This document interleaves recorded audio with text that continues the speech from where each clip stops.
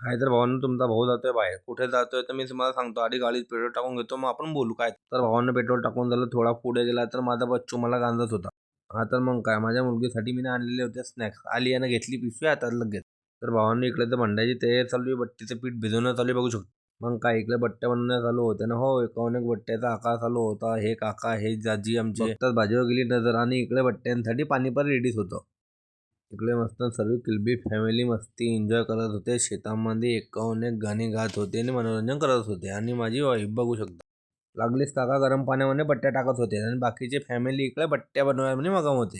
इकडे बघू शकता, मी चुला पेटून भाताची तयारी चालू होती माझी एक नंबर. तोपर्यंत आपलं वरण पण तयार होतं. तिच्यात मीठ घालून एकजीव करून घेतलं ना, सर्वांना एकत्र करून घेतलं, बघू शकता गाईस तुम्ही. इकडे ताईला विचारलं, ताई भंडाराची तयारी कशी चालू आहे? ताई म्हणे एकदम जोमात. मग काय भावांनो, आपल्या बट्ट्या रेडी होत्या ना सर्व.